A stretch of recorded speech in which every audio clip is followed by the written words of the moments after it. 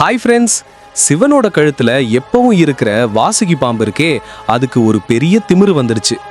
என்னத்தான் சிவபெருமான் ரொம்ப விரும்புறாருன்னு நினைச்சிடுச்சு. ஒரு நாள் விஷ்ணு பகவான் பறந்து வந்தாரு. அவர் பார்க்கறதுக்காக கருடனை முதல்ல போய் பார்க்குது நம்ம வாசுகி.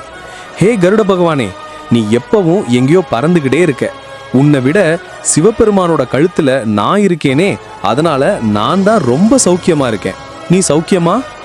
கருடன் ரொம்ப அமைதியா அவரவர் இருக்கும் இடத்துல சௌக்கியம்தான்னு சாதாரணமாக பதில் சொன்னார். ஆனா இதை கேட்ட சிவபெருமான் கோபப்பட்டார்.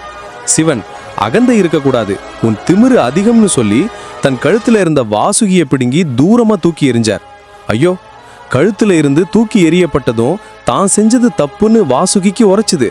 அது அழுதுகிட்டே கிடந்தது. அப்போ அந்த பக்கம் வந்த நாரத முனிவர் இதை பார்த்து என்னாச்சுன்னு கேட்டார். நடந்ததை கேட்ட நாரதர், வாசுகி, நீ விநாயகரை மனதார நினைச்சு வேண்டிக்கோ, அவர் கருணை காட்டுவார்னு சொன்னார். வாசுகியும் மனமுருகி விநாயகரை வேண்ட அவருடைய அளவற்ற பக்தியால விநாயகர் மனம் இறங்கினார். விநாயகே, நீ மீண்டும் சிவபெருமானின் ஆபரணமாக மாறலாம். அவ்வளவுதான். அகங்காரம் கொண்ட வாசுகிக்கு விநாயகர் கருணை காட்டி மறுபடியும் சிவனோட கழுத்துக்கே போச்சு.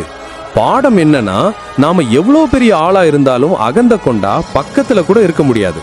இந்த தத்துவம் பிடிச்சிருந்தா சப்ஸ்கிரைப் பண்ணுங்க.